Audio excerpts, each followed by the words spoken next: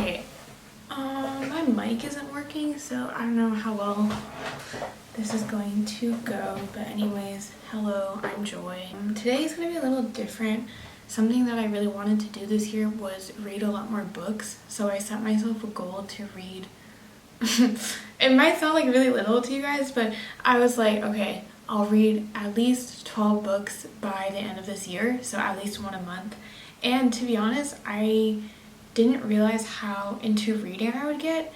It's August right now. I've read about 16 books and I'm currently reading like 2 or 3. I'm reading Hood Feminism and Braiding Sweetgrass. I have a couple more on my holds list. Okay, so I'm waiting on Essentialism, The Untethered Soul, Adult Children of Emotionally Immature Parents, Last Boat of Shanghai, and Crying in H Mart. I have a little tier list set up. Basically, I have it set up into 5 tiers.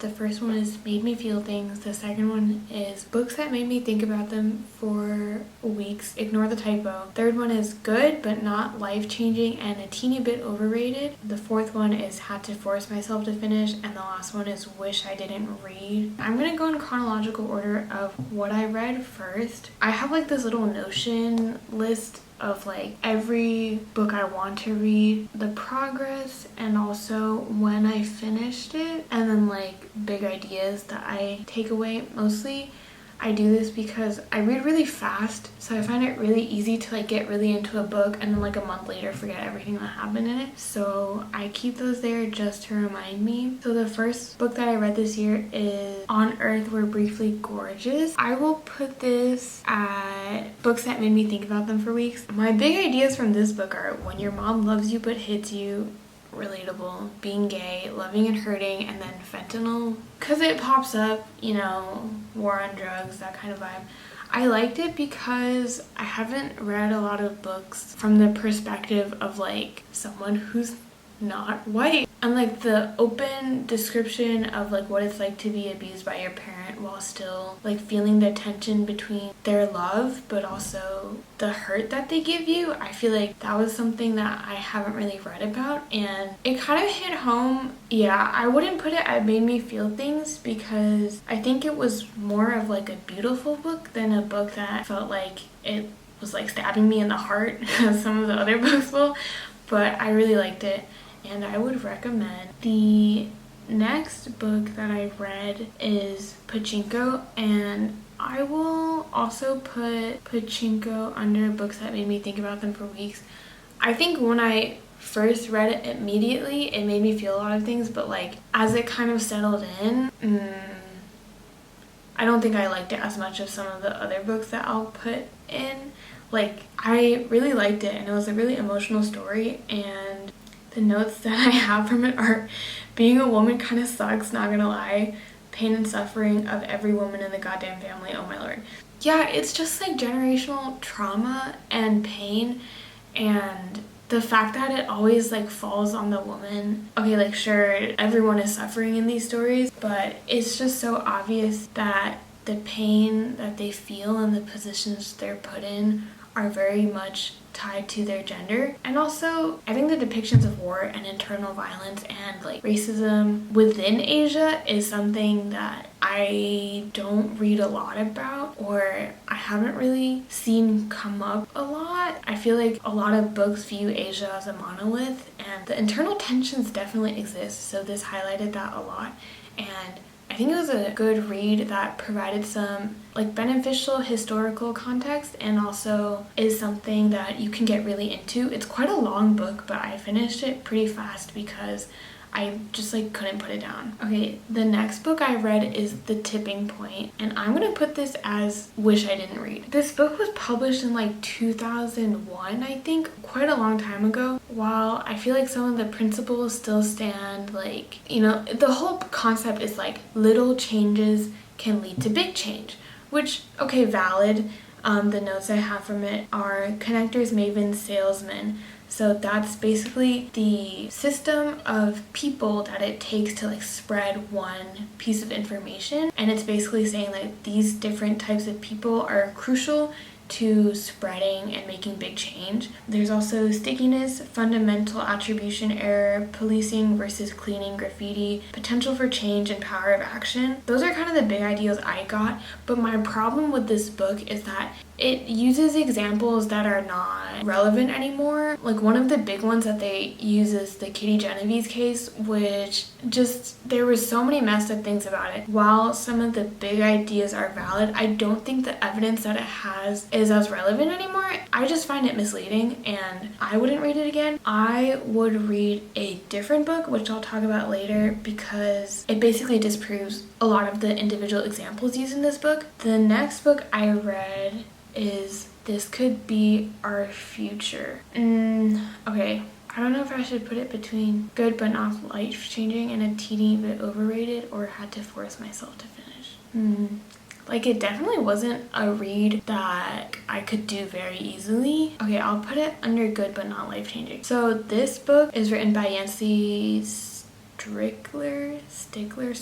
He's the founder he's the CEO of Kickstarter. I read this book because I did this like entrepreneurship program over last winter break, and he gave us a talk about his bentoism framework, and I was like, why does that feel colonized? Like, I'm so curious. So I read his book. A lot of his points are about like financial maximization, basically pointing out that college students these days compared to those in the past only care about making money, and they don't really value finding their passions as much, which, you know, capitalism, like, I'm sure that will happen. Basically, he's saying that what matters in life and what matters in creating good company and making lasting impacts is having those values that you strive towards instead of only looking at money. There's huge emphasis on being value driven and understanding that change will take time. The part about the bentoism framework, he has this thing where he like draws out boxes and the boxes like connect together and stuff, and how he uses that as like a framework for his life. It's basically saying that like if you section your life into 4 portions, every decision you make can be split into one of these portions. He's saying like if you come down to it and you need to make a decision and it doesn't align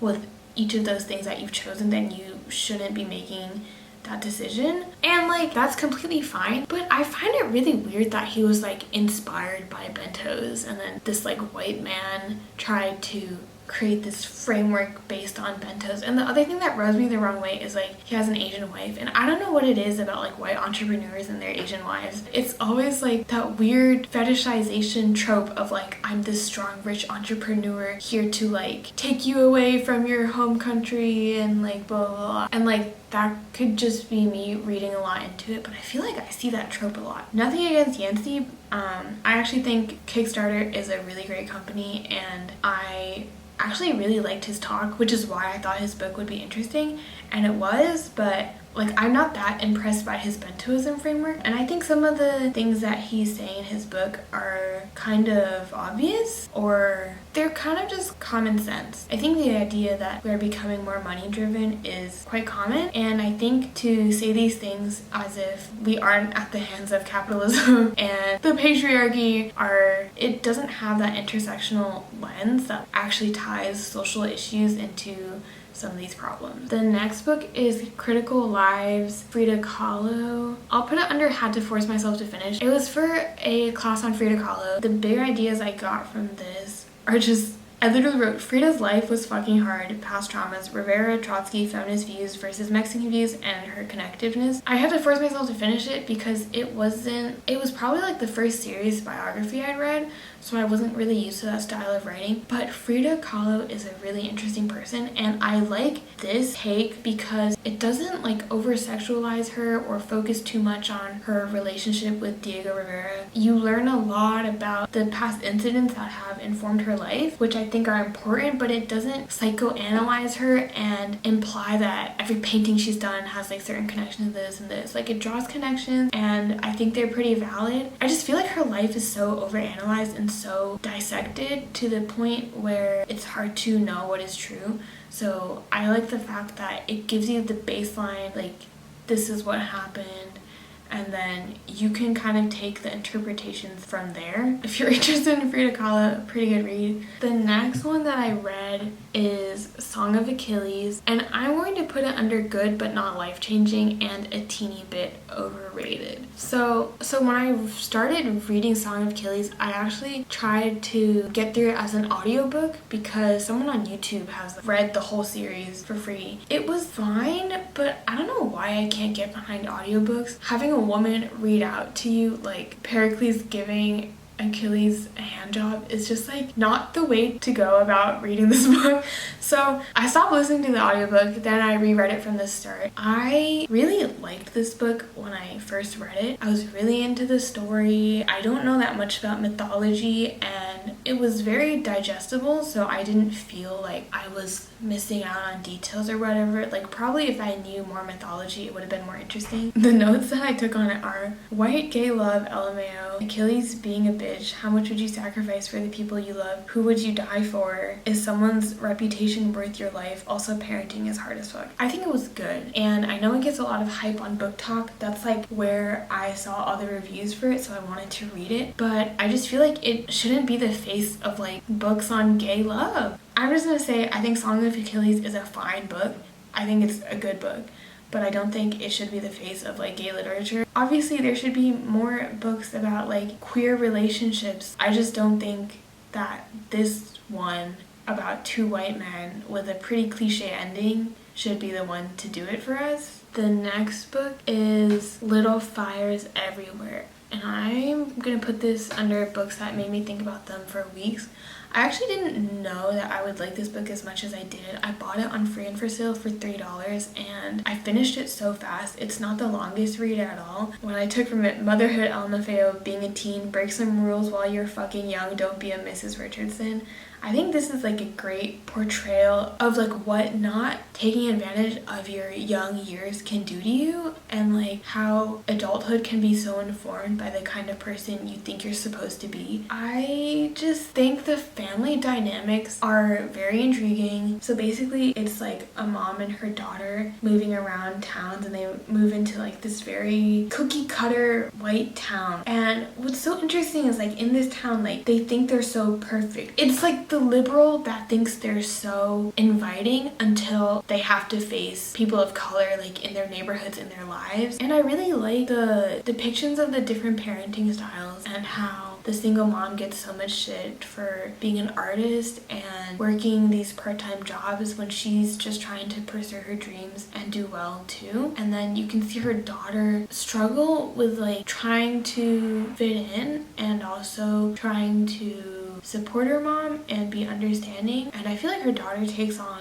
a lot of the family burdens, and you can kind of see her wishing and projecting this other life too. I just found this story really hard to put down, especially the part with like the baby. Okay, like I don't want to spoil anything. I just think it's a good fast read, but it also has some good things to think about. The next book I read is Know My Name, and I'm gonna put this right up top at Made Me Feel Things. I actually wanted to read this book last year. My friend took a class where they got to actually meet her, or maybe it was like over video.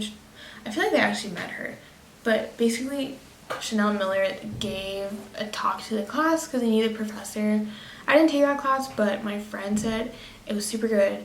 She really enjoyed the book, and I was like, cool, I'll put it on my list. I knew about her case, the Stanford rape case, with like fucking Brock Turner. I was always interested in her story, and like I watched the videos, I read all the things she wrote, but that was only after it hit the mainstream. Even then, I didn't know how old the case was until I read this book. Listening to her talk about how she dealt with horrible court experience, and especially the parts where she talks about how she feels like she was so lucky to have her boyfriend stay with her through this process, because in many of the situations, if she didn't have a boyfriend, things would have been really different, which I think is just crazy. The value of the people who stayed alongside her the entire time, like especially the experience with her younger sister.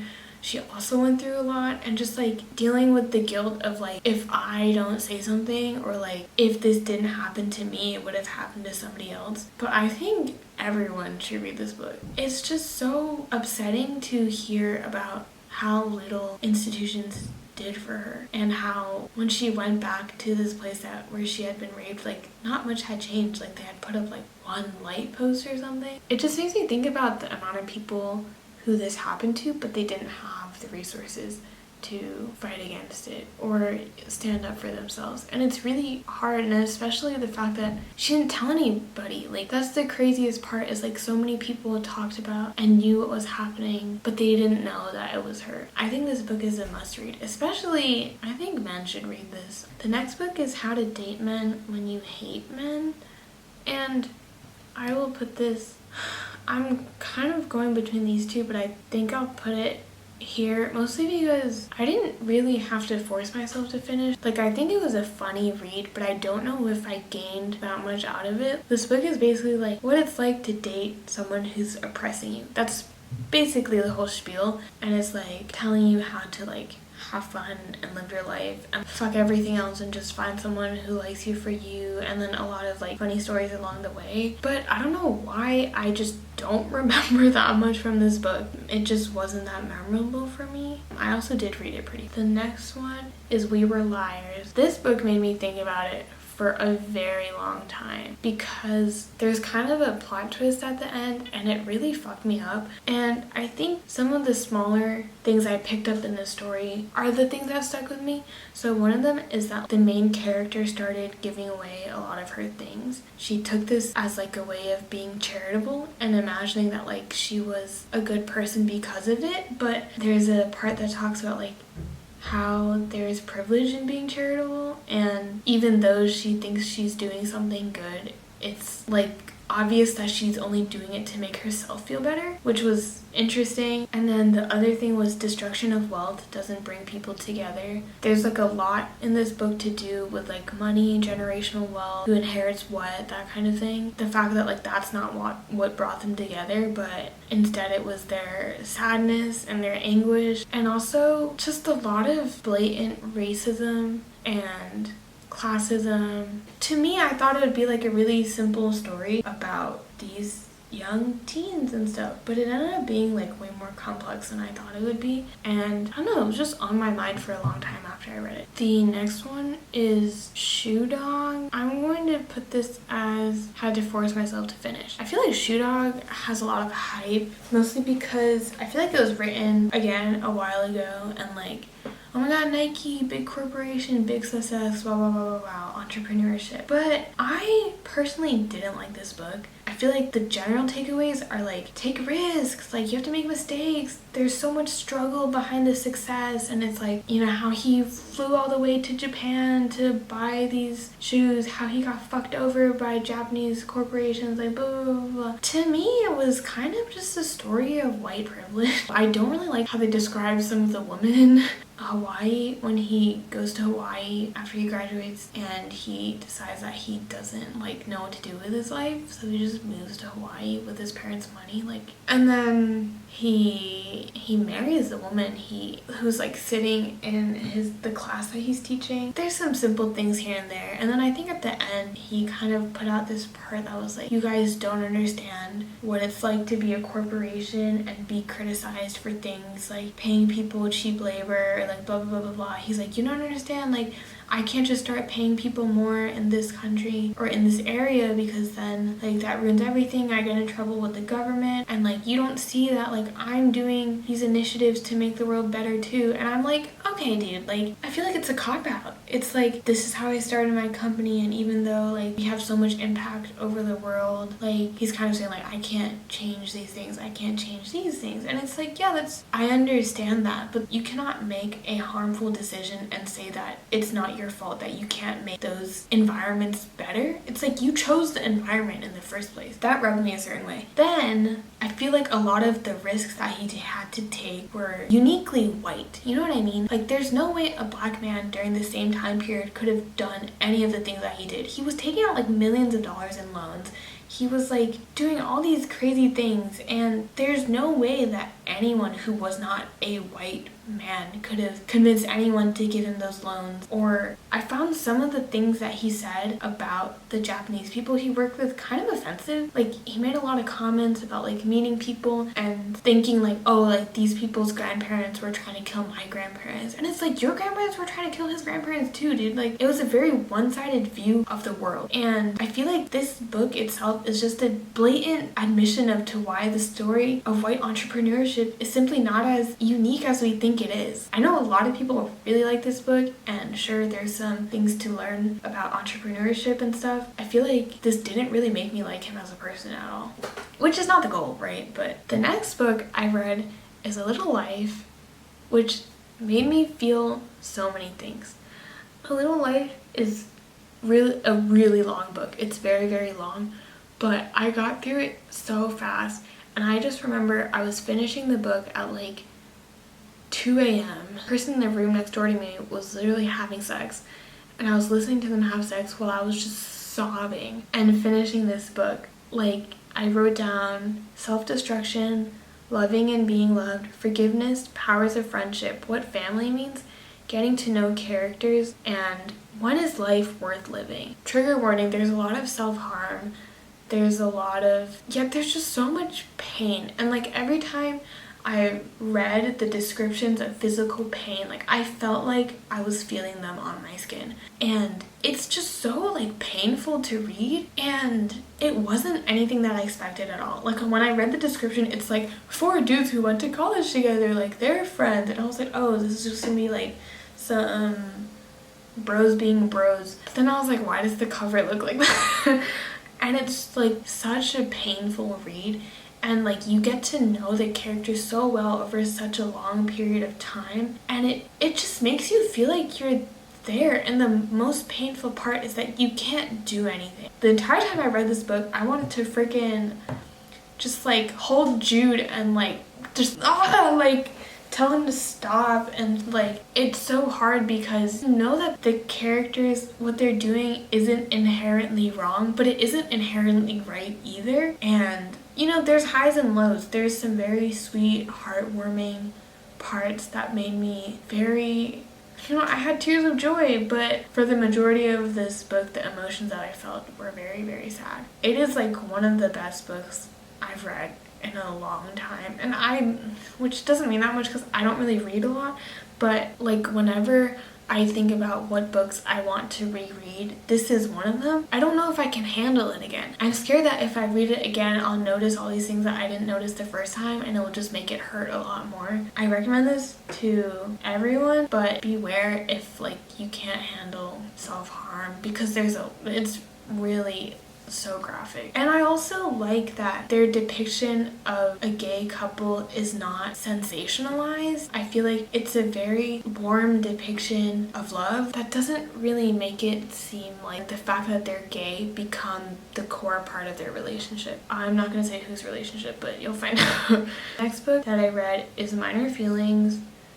I will put this as, okay, I feel like it's between here, but I'm gonna put it down here. Not saying I think it's overrated though. I think it's a good read. It didn't make me ponder about it that much, and I think it's because a lot of the experiences that she wrote about are things that I have felt too. It was less of like me learning about a topic that I didn't know, and more like me feeling like my past experiences were reaffirmed. Some things that I thought were interesting were this idea of like ungratefulness living in the United States, and how sometimes it seems like Asian people feel ungrateful to live in the US. And part of it is like, why should I have to feel grateful just to exist, just to survive, just to be the minority and be treated like shit? This kind of reflects some of the ideals that Andrew Yang wrote about in the article that kind of got a lot of backlash, where he was like, we have to prove that like we're American, and like we can put on our boots and prove our Americanness. And it's like, no, like our existence should be enough. And this really hit me hard.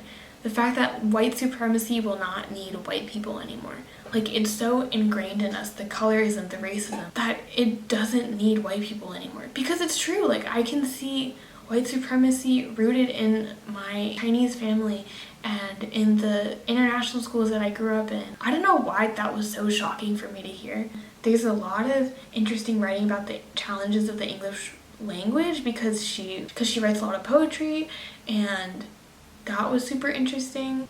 I'm like not the best writer, so yeah, not saying I could relate to like every single one of her experiences.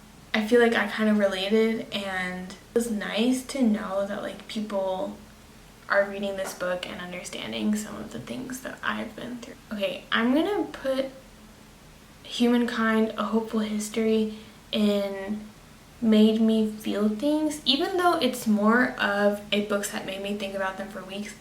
It was like so good. I think this is a book that everyone should read.